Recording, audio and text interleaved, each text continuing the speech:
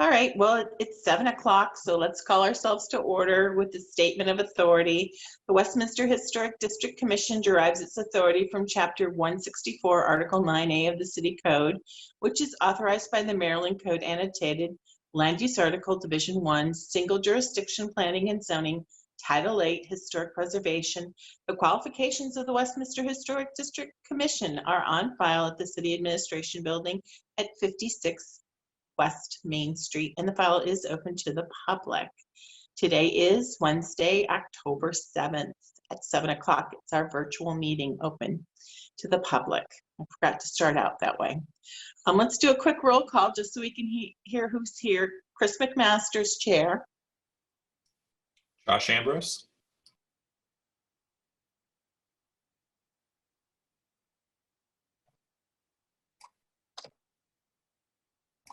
Aaron Burrows. Right. Kevin, you're still on mute.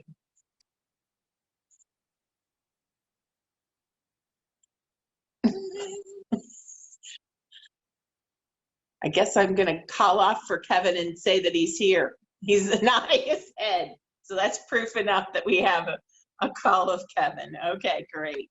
Has everyone had a chance to take a look at the meeting summary minutes? Just don't hit that.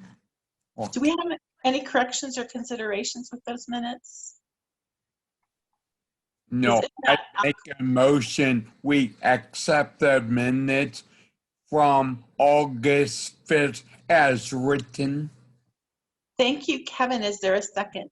Seconded. Thank you. Is that from Aaron? Yes. Terrific. All in favor indicate by thumbs up. Aye. Aye. Josh has a thumbs up on his thing. Very good. All right, so the minutes pass, and we thank the city staff so much for working on those. I see no old business. What I see is new business item A, section 106, filing for a T-Mobile located at the city-owned water tower at McDaniel College. And is anyone here yet, Andrea?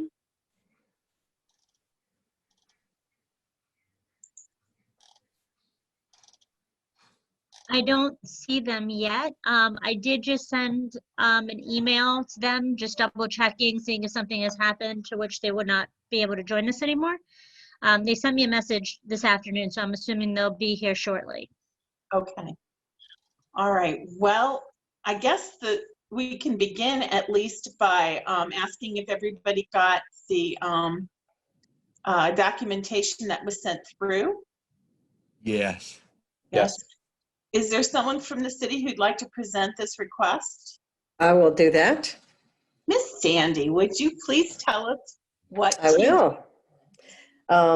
Subject, Section 106 review of telecommunications equipment at 2 College Hill Drive. Background, according to a Citizen's Guide to Section 106 review in the National Historic Preservation Act of 1966, NHPA, Congress established a comprehensive program to preserve the historical and cultural foundations of the nation as a living part of community life.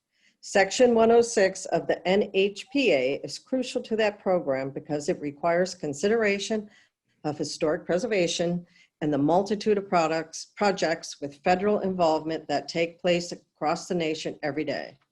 The Section 106 review process gives the public the opportunity to alert the federal government to the historic properties that we all value and influence decisions about projects that affect them. Proposal. T-Mobile proposes the modification of an existing telecommunications facility on the water tower located at 2 College Hill Drive. T-Mobile proposes the replacement of 3 antennas with 3 new antennas and the replacement of 3 RRUs. T-Mobile also proposes the replacement of 1 large equipment cabinet with 2 new small equipment cabinets. Recommendation.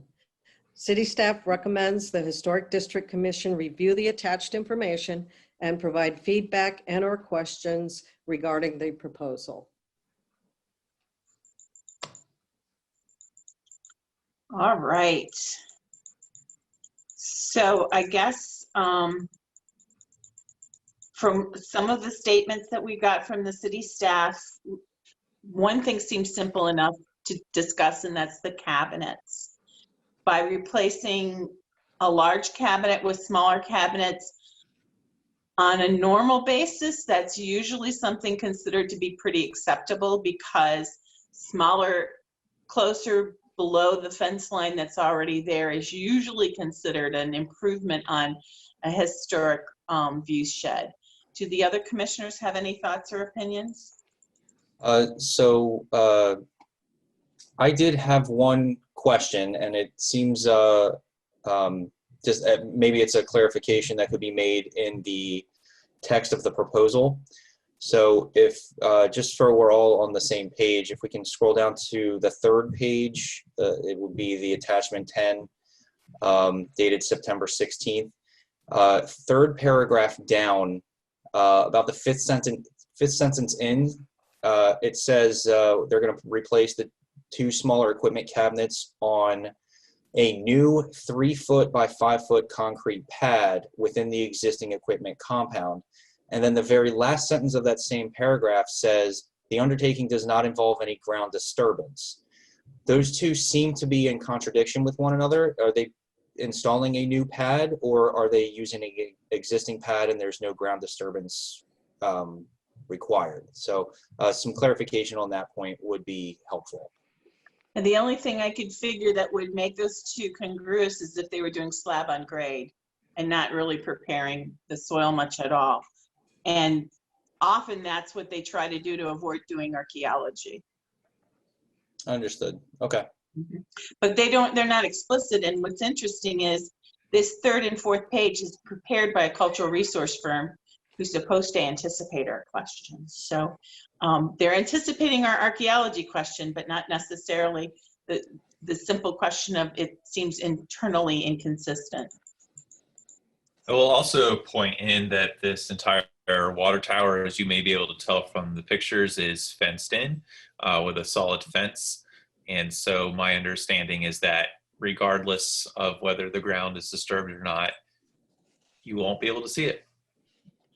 Well, technically that's true from a historic landscape view shed, but if you're an archaeologist, you'd say, well, the disturbance is still a 106 disturbance. However, you know, they could have had someone up there assessing the area and saying, we don't anticipate any archaeological properties that would require clearance from 106. And they have not actually stated that. But in Westminster, we rarely push that, which is a shame to me because I am a professional archaeologist and I would like to see that pushed. But that has not been our standard practice. So it's kind of interesting. So the visual effects are mitigated by the fence. It is pretty much solid. I forget how tall it is because I remember when the fence first went in, and that cabinet was of great concern to us. But I don't think the fence is much more than 5 feet tall, and smaller cabinets are a better thing anyway. It's an upward grade for the most part.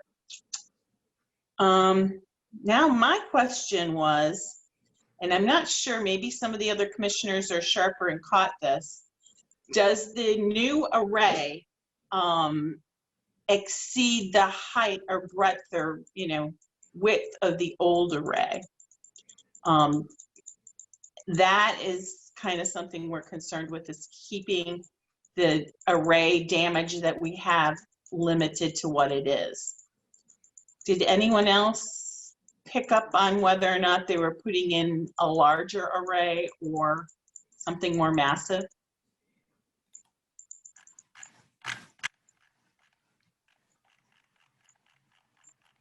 No. No, I did not pick up on that in the application either. So what we could I've do- been looking for that, and according to the information that I was getting from the proposal, it really sounded like it's equivalent. So what we can do is we can ask staff to draft a letter saying we concur with their findings about the no direct or indirect effects on the cabinet, and that we would also concur with their findings if we were assured that the array was no taller and no more massive than it exists. that's sort of a conditional concurrence. And we're basically saying to them, you know, if you agree to those terms, then we can concur with your findings. Does that make sense to anybody? Yes. Do you think, Sandy, do you think you could capture that in a letter for me? Yes, yes, I can. So Sure. if it's okay, I'm sorry, I just won't. I'm sorry. If you look on sheet A5 Mhm. of the actual plan set that they gave, it shows the existing and then the proposed elevations. I read this sign. And if you look at it, in both cases, the middle antenna is staying at the same elevation of 172. And then if you look at the panel or the antenna to the right of the middle one, it's actually reducing in height, but just getting wider. So they do show on A5 the comparison between existing and proposed. And again, you'll see that the heights are remaining the same.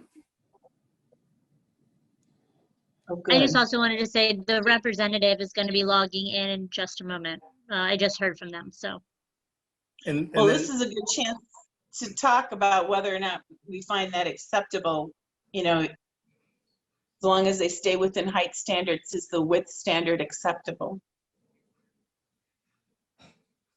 It doesn't I mean- appear to be exceeding the width of the antenna next to it, as long as these drawings are to scale, which I have to believe that they are. It doesn't appear to be exceeding the width of the antenna immediately to the left. So that would, I mean, unless that other antenna was granted some type of waiver or exception, I think it would be reasonable to say that it's within the guidelines. Okay, well, as long as we have our applicant contacting us. Was someone trying to say something? and then also on A6, the next sheet, it does show the concrete pad existing. And there's no more disturbance. Essentially, as was referenced, they're taking out a single box essentially and replaced with two smaller ones. So it's still being located in the same existing concrete pad. So there isn't any further disturbance, just really working on the existing pad site. So maybe when they say they're putting in new concrete, they mean within the footprint of the existing old one? Yeah, I'd like to see when talking to them, my understanding was they won't do any additional concrete. It's just a simple replacement of equipment. But that would be a good question. If it's in their report, that's not what was represented to me when I spoke with them. Mm-hmm. And Ms. Hemphill has joined us. So right now she's on mute, but I'm sure she will be able to answer any questions that you may have. Yes, I'm here. I apologize. I had to download Zoom onto my work computer, so my apologies. Well, for being welcome to joining the Westminster Historic District Commission. Ms. Well, Hamsel? I am excited to be here. Good, and it's pronounced Miss Hamsel? Hemphill, Sonia Hemphill. Hemphill, okay, Yes. great. I'm Chris McMasters, the chair, and thank you so much for your package. We just had a couple of quick questions that maybe you can answer in your overview of effects, direct and indirect effects. There's a mention of a new pad, but then it says no ground disturbance. So are you going to reuse the old cement pad for the cabinets, or are you going to just put a new slab in that old location, or how can we have both things at once? Right, exactly. I believe that we're going to use the same pad. If I need to look at I want to pull up my copy of the drawings. Let's see, I don't want to hang you up, but I'm trying to minimize you. Okay, let's see. Here we go, exit full screen. All right, let me just pull them up quickly. Okay. I get so nervous about downloading programs and, you know, Yeah, I do. yes. Like, I was like, oh, I can do this. I can do this. All right. And this site is band 231. All righty.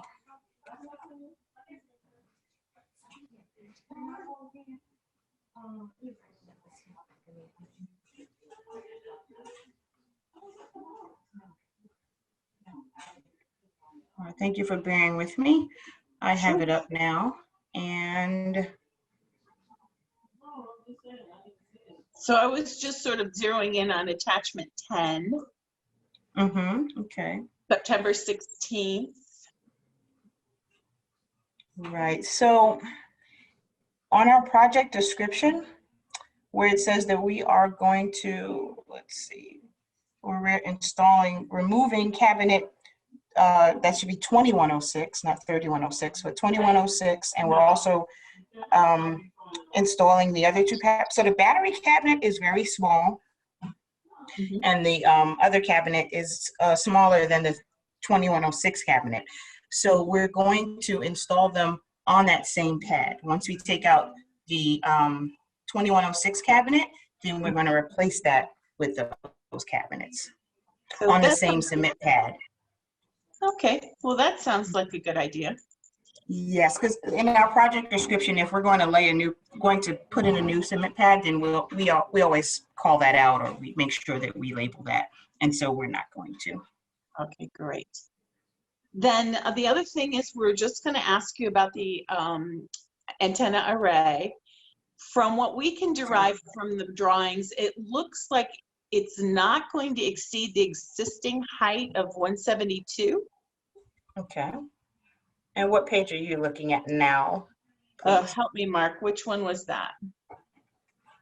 Oh, I see. Are you on page GA5. GA5? Yes. A5. All right.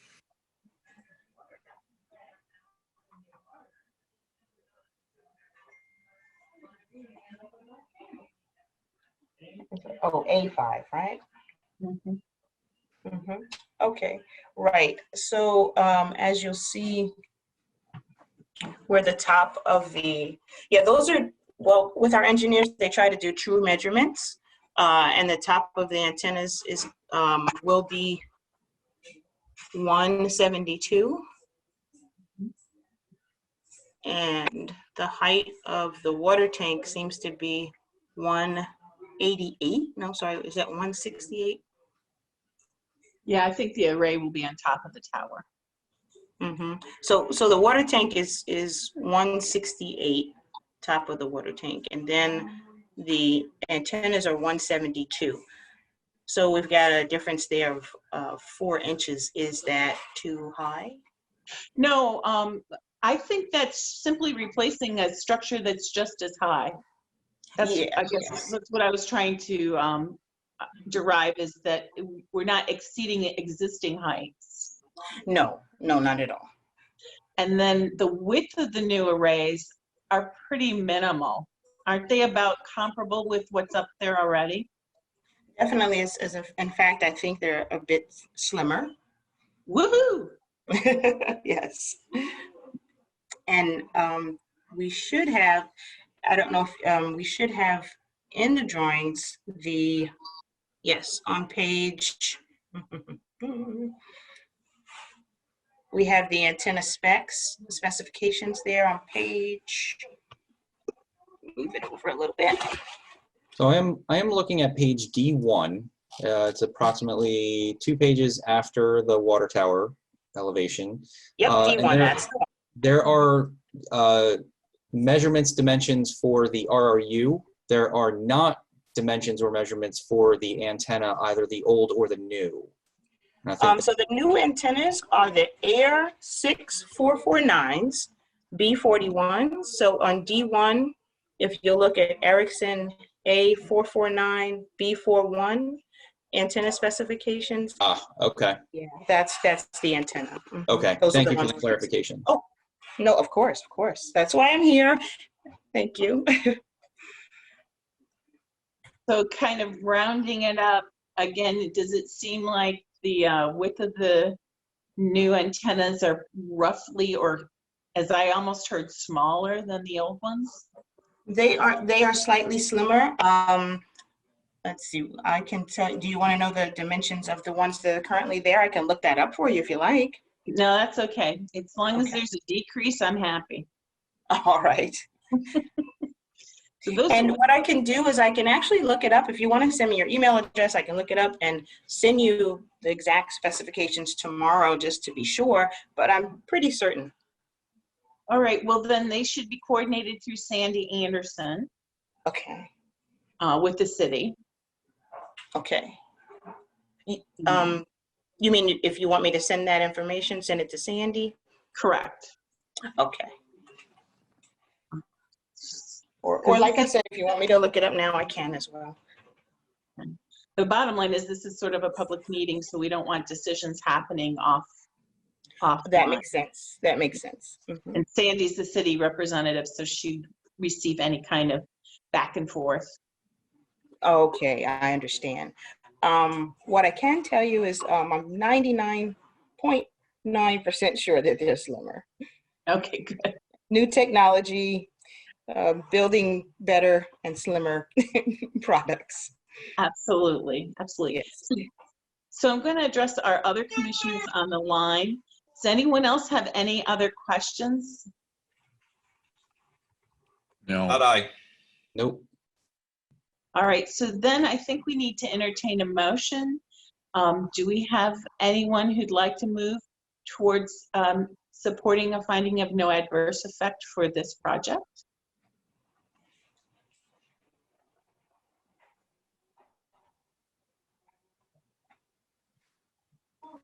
I'll make a motion to accept the proposal.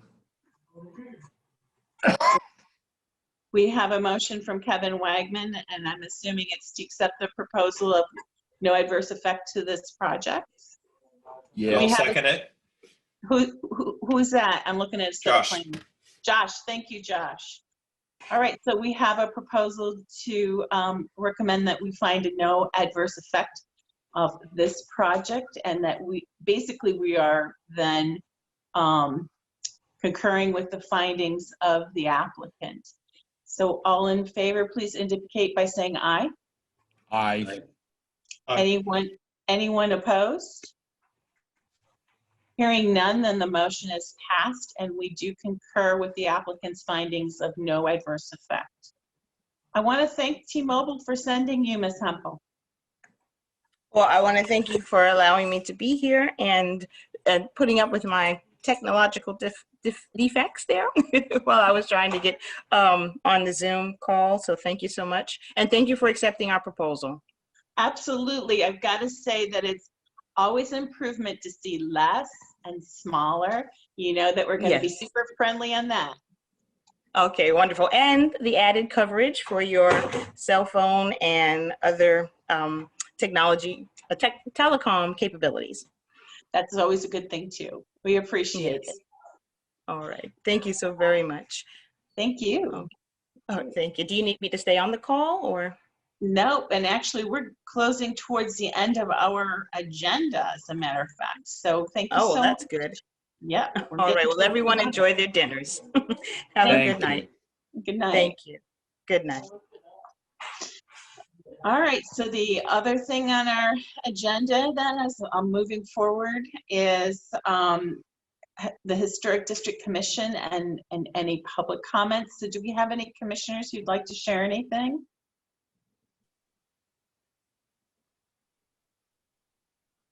Nothing?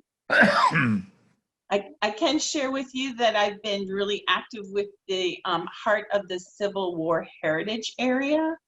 In November, I'll become the chair of that board, and I have been out working pretty hard, actively soliciting assistance for that Maryland Heritage area.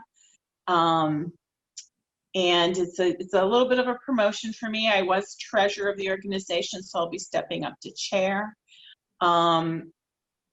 What it does is puts a little extra effort on me to get groups in Carroll County to consider participating with the Heart of the Civil War Heritage Area. And as a quick information, I'll let you know that we have two kinds of grants. We have a little mini grants for $500 to $5,000, which do require a match, but those mini grants are real simple to fill out by nonprofits. Then we also have larger grants that are available in the spring, and they're $100,000 projects if they're capital projects, $50,000 if they're non-capital projects. They do require a match, but not necessarily all cash. It could be in-kind matches. And these projects, again, are for the Heart of the Civil War Heritage Area, which includes Carroll County, Washington County, and Frederick County. And we are notoriously poor in making applications. I watch Frederick County coming up with 15 or 20 applications every year, and I watch Washington County coming up with a dozen, and then Carroll County comes up with 2 or 3 applications. And there's a little secret to our funding mechanism. That is, we want to make sure that all the counties have a fair crack at the money that we get for our heritage area. So they kind of go around and take the first best of each county. So if you apply from Carroll County, the chances of you getting funded are almost like 110%. So I'm thinking, And like, what is the max award there? the max award is $100,000 for capital and $50,000 for non-capital. And the heritage area has usually a pretty big chunk of change to give away every year. So there's been some years where we've only gotten $3 million. In the last couple of years, we've gotten $6 million. So like the Durbin House, if the historic structures study is ready by next spring, we could apply for that money, Sandy, through the city to pay for the actual improvements to that structure. I know that the Carroll Arts Center is going through a major renovation, and that was capital money from that heritage area. So I think they got $50,000 and had to match it with another 50.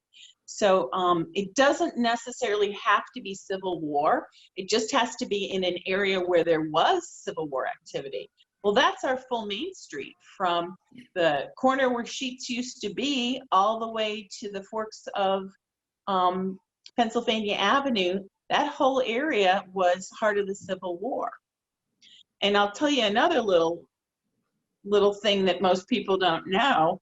In our National Register district documentation, the work that was done for the National Register, it doesn't even mention Corbett's charge.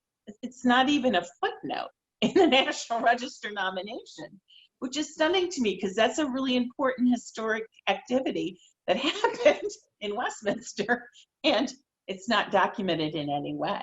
So I'm just sort of throwing this out so that you can keep your ears open when you deal with other historic organizations and you run into other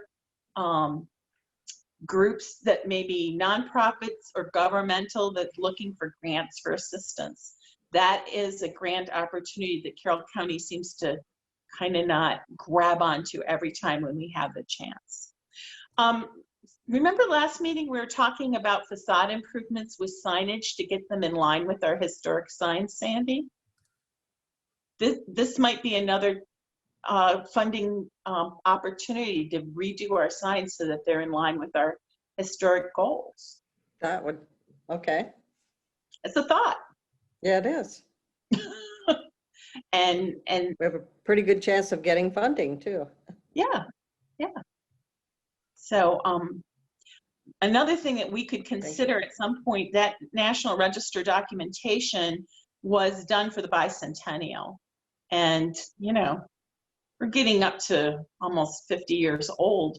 And a lot of buildings have been crushed over the years, and there are other neighborhoods that may be considered historic in their own right. And we may want to think about sponsoring another national register movement, get money to hire someone to come and do a national register for some pockets of the city that were left out of our national register designated area. I wouldn't call it an amendment to our national register district, because if you do an amendment to your national register district, the whole district has to vote again as to whether or not they want to be in that federal designation. And right now, I don't feel real comfortable about people saying, yeah, we want to keep our federal layer of restrictions on our properties without people really understanding the value that that brings. So I kind of want to leave our national register district alone, but there may be other pockets in the city that could have its own designation and later be rolled into our authority to be of assistance. So I know down by Kemper Avenue, for example, that's just outside of our district, and there's resources down there that had to do with World War II, some of the old housing, some of the post-war things. World War II housing may be a theme that we could possibly get on the national register with a local designation. So these are all things to think about that we could help encourage through grants. So as you talk to your connections in the communities, maybe there's other projects like the one at the Carroll Arts Center that aren't directly linked to the historic Civil War, but are still within our zone of improvement for heritage tourism and helping support the Civil War resources. The other thing I might just throw out for you is just another quick update on the Historical Society. We had a very successful virtual gala. We almost made our goal. The Historical Society, we had a goal of $120,000 to raise in one night, and we made 112. So we were so close to budget. But I have to say, we're pretty pleased with what we've done. We will be continuing to have our lunchbox talks and our Thursday night talks with the tavern once a month, and they're online virtually. You can look them up through the CMC or our website for the old talks, and they'll be upcoming in kind of a live stream availability. And we will be celebrating the county's birthday in January. So that will be another kind of a live stream event. But we've had to rethink how we do museums in an age of COVID. We can't have the interactive exhibits where you touch buttons and make things happen. We have to have more flat panels and protect the exhibits from actually, having to do any kind of excessive cleaning, so everything has to be enclosed. And it's a very old style way of doing museum exhibits now. But, we are open, and it's by appointment, so we can make sure to control the crowds and keep our cleaning up to snuff. But again, as you're floating through your life talking with people about history in Westminster, you can tell them the Historical Society is open and going. Is there any public comments that you know of, Sandy? Madam Chair, Yes. there is someone who just came in the waiting room via phone. I'm not sure. Do you want me to let them in? Certainly. You called? Okay. Hello. Do we have someone new?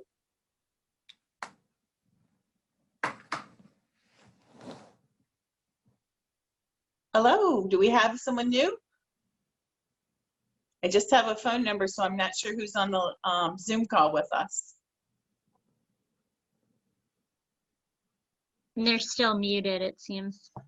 You want to unmute your phone, 443-528-3821. You're still on mute. Well, there they go. If I could, real quickly, you may recall back in 2018, we looked at amending the guidelines to remove signage and awnings from being eligible for facade grant funding. Mm-hmm. We're looking at bringing awnings back as an eligible item or element. But we're looking at possibly providing more guidelines and to material, things like that. We're finding, looking at other historic districts, I looked at Annapolis, City of Frederick, and a few others, that they still encourage awnings, particularly if they've been existing. But there's language that, as long as it's not taken away from the historic value of the building, so you still have the ability to review these awnings to determine whether they should be eligible. So we are looking at doing that, and I think Sandy, in her request this year for funding, will be including awnings as well. So I just want to bring that to everybody's attention. Again, I think that's a good choice for you guys to make and look at to determine whether that is impacting. And again, we're looking at, like I said, maybe material standards, canvas or some canvas-like material, and other elements that guide people better than what we maybe have done in the past for the awnings. I have always hated thinking of us as being the paint chip Nazis, you know, but you might want to suggest like some kind of a color palette that would discourage pink and purple. You know? Do you know what I mean? I think it would have to be historic to Westminster and somewhat consistent with the facade itself and the architecture. So we can add that. We'll bring that back for discussion. Yeah, there's a term called sympathetic design that we use a lot in historic preservation, where you just don't have something that just stands out screaming, I'm an awning, take a look at me, So, okay, great. Mark, do you have anything else to report? Remember last month we were talking about changing criteria or the complexion of who would be eligible for being on the commission? So we did amend it consistent to what the HDC recommended, that it remains a resident or a business owner. So we did change the language to be consistent with the HDC approved. We took that before the Board of Mayor and Common Council for introduction. So that is moving forward. And I'll have Andrew send out the revised text. But again, we did amend it to be consistent with what the HDC had recommended. Okay, good. We'd love to see that. Anything else from you or the staff about history in the city we can look forward to? Madam Chair, if I may? Yes, Andrew. Not about history in the city, but just to go the segue off of what Mr. Depot mentioned. Tomorrow, the Planning and Zoning Commission will be hearing proposed ordinance number 927 to bring the ordinance or the rules in line with the ordinance. And one of the larger components of that will be the structure of the Historic District Commission from 7 regular members to 5 and 1 alternate. And also, I just want to give maybe the final shout out to anyone who is listening, has not completed their U.S. Census, to please do that now. So Westminster, Carroll County, and the state of Maryland receives its fair share of funding. And also just to give a shout out to the City of Westminster Street Department for hanging the banner across East Main Street. Thank you. Thank you, thank you.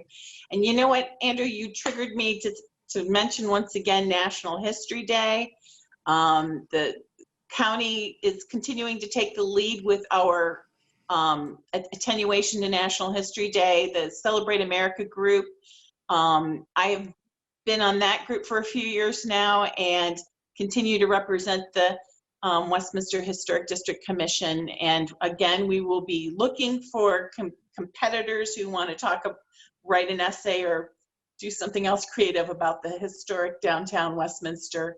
And again, our big prizes are going to be a letter of recognition because I didn't feel like I had any authority to spend any money. But last year we had no kids even try to do anything about the Historic District of Westminster.